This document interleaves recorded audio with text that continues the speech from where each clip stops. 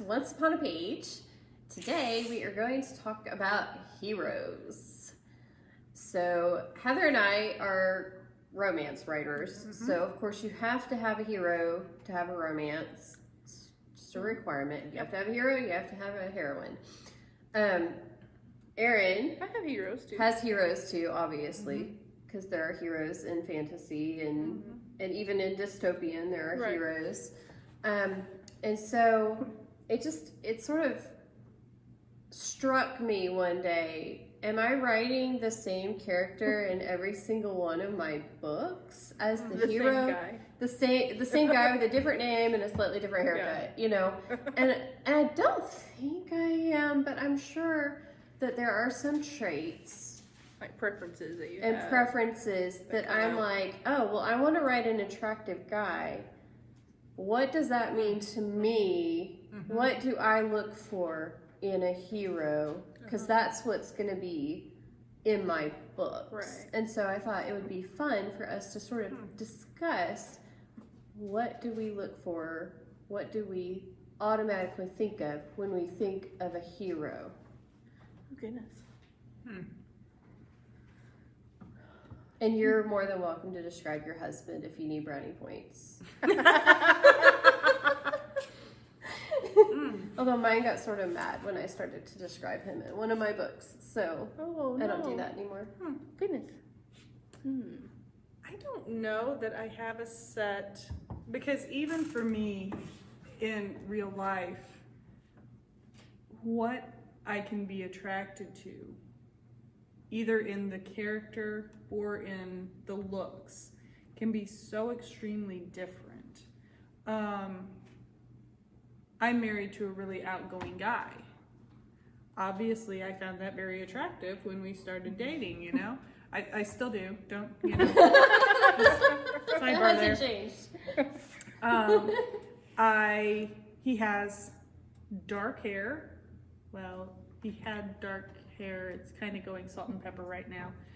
A little more salt is getting in there every now and then, but and dark eyes. He has brown eyes. A lot of mine have brown eyes too. But it's so weird because we'll be watching an actor on TV or something, and I'm like, oh, look at those blue eyes. And he's like, here? I have brown eyes. Yeah, those are nice too, but did you see those blue eyes? You know? Yes. And so I do like a variety of different, there are green eyes and brown eyes and blue eyes and tall, short, some that, there are a few that are really thin, some that are a little stockier built, some that are like, one that I rarely go for is that like bodybuilder style. I that is not attractive to me. Yeah. There's only like one or two that fall in that category that I'm like, yep, you know. And then a little even bit of muscle is okay, but oh yeah, if you're gonna be cut, you know, that's fine, you know. But you know, I'm talking that yeah, I know. you know. And even in their personalities, like I said, Andy is outgoing, but then we'll watch movies or we'll watch television shows or whatever, and the heroes that I'm attracted to are all across the board in their personalities, in their interests, in their styles. So I think I can pull, when I figure out who the character is in my book, what their personality is, I have an idea in mind of what I want them to look like. I can pull from any of those sources and put it in. And not like I'm recreating characters that are already made, but you know what I'm saying as far as what I'm looking for and understanding what I'm looking for and putting it in there true to that person. So do you think that it's actually that you're attracted to all those different things? Or do you think the movie or whatever is doing such a good job as making this character a hero that you're attracted to the hero? Does that make sense? Yeah, it's the idea of are you attracted to the actor? Or are you attracted to the character? Right. Sometimes the answer is both. So it really just depends on what it is, on the circumstance for me. But however it ends up, I can get into it enough to be able to draw from it, to keep that personality true in my own characters.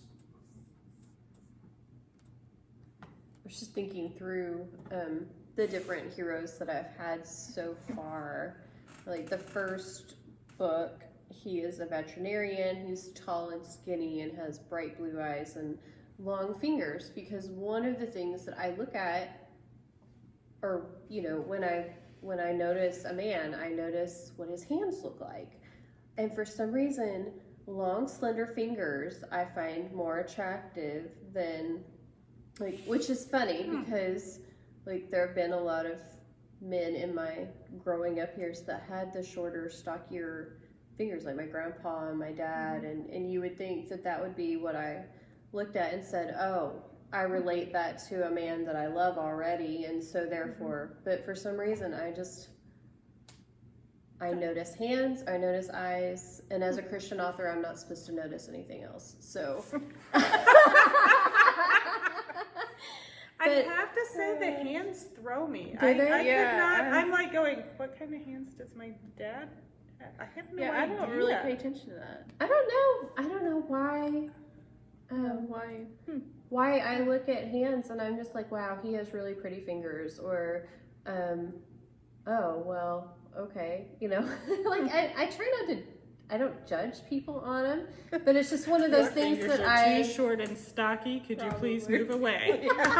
That's not no, but it is something that I notice, and I do try to make sure that I describe the eyes, because eyes are like a big thing. You can tell a lot from people's eyes. Now my husband has hazel eyes.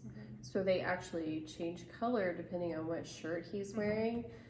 And I don't think I've yet given one of my heroes hazel eyes. And I don't know if it's because I'm trying to not make them too much like him to keep from offending him. That has that color eyes.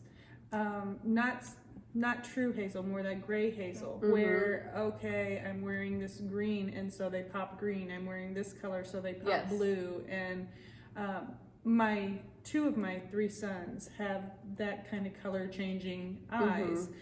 And so, yeah, you'll like Evan in that book, because he's got those eyes. What about you, Erin? Are you a hands person? No. That's funny.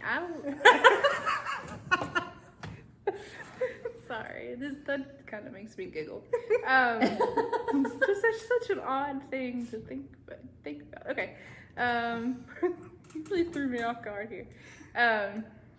You can edit that, I'm sure.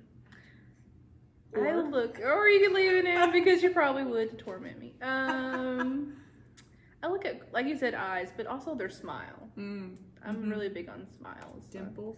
Yes. Yes. Dimples. Oh. Yes, I love dimples. Yes. I try not to give all of my characters dimples, because after a while it's like, oh look, more dimples, and not everybody has dimples, and not everybody has not all the guys have the cleft. Okay, do you like the cleft? I do, but I think it's because for years and years and years I've loved Cary Grant, and he has that very distinctive cleft in his chin. Now, see, I have more problems with my female lead, because my nature is give her red hair. Nope. Not everybody. There are really not that many redheads in the world. Not natural ones anyway. Yeah. Yeah, and so I noticed that my tendency is to go, there's got to be a redheaded person in here somewhere. There's just got to be. I try not to make all mine blonde for obvious reasons. I don't know if I actually have a blonde in mine. I think mine are all brunette or red. Obviously, you need to write. I guess some I need to blondes write into some your blondes stories, into my 'cause stories, blondes have more fun. It's true. I mean, I don't. That's funny. Living proof. Yeah, well, all of my guys have brown eyes usually. Or maybe one has blue. What color eyes do your husband have? Brown. Okay. Yeah, I'm kind of. But how do you describe the brown eyes? That's hard. It is chocolate. chocolate. But that's the thing. It's so, when you look at blue, there's the sea, there's the sky, Yeah. there's a robin's egg, there's all these different things. If you wanted to, you could go with a blueberry. That would be very dark. That would be very dark blue eyes. But there's all these different blues that you can pull from, all these different things in nature. What are you going to say? They were the color of the bark on the tree. As somebody who has brown eyes, I hope not. But do you see what I'm saying? I mean, you can Yeah. think, okay, cinnamon color. I mean, that would be an odd eye color because it's a little more reddish brown. I've but seen some people describe them as caramel, and I'm thinking that's either caramels really are really burnt light. caramel or And they're talking about eyes, and they're not like talking skin about color. like a yellowish brown eye, and I'm thinking Huh. my brown eyes are like chocolate, and that's what they Yeah. are. And my son's brown eyes are really dark brown. But there's not a lot of really incredible ways to Yeah, describe. it's hard. I mean, even But with you can green, use you've got words so like many different. warm, because blue eyes you don't necessarily associate with things like warm. It's more icy. Mm-hmm. But That's true. with the brown eyes, you can call them warm or Yeah. things like that too. Just something. So do you tend to lean more towards like nerdy, quiet guys, or do you like the more assertive, take control, take charge? Not really all the way to caveman, but we don't want to go back I'm that glad we're far. not going there. No. I don't know. I think Do you mine, try to find like a middle ground between the two? I think it depends on the story because like I have Austin. Austin is a baker. He's steady, calm, a little more emotional. And there are emotional men out there. My Yes. husband is one that he's probably more emotionally showing than I am most of the time.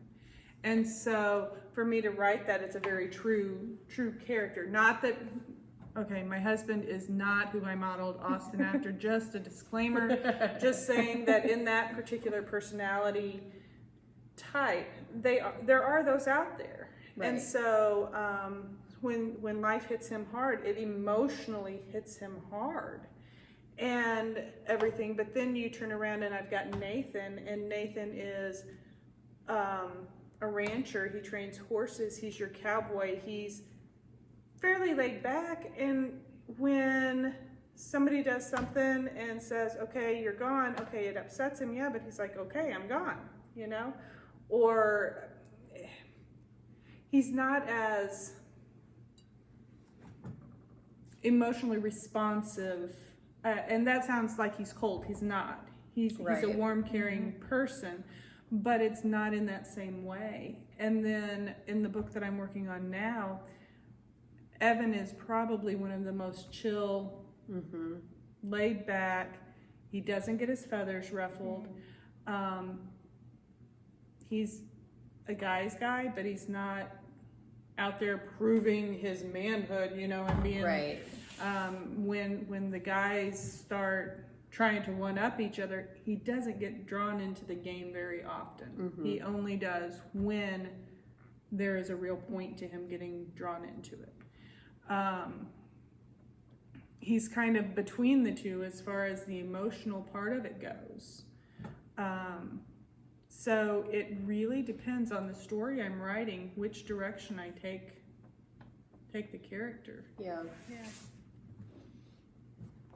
Like in my story, Faith and Hope, I've got two different male leads. I have Sam, who's married to Faith, and then I have Joe, who is trying to date Hope, and they're very different, but they're friends.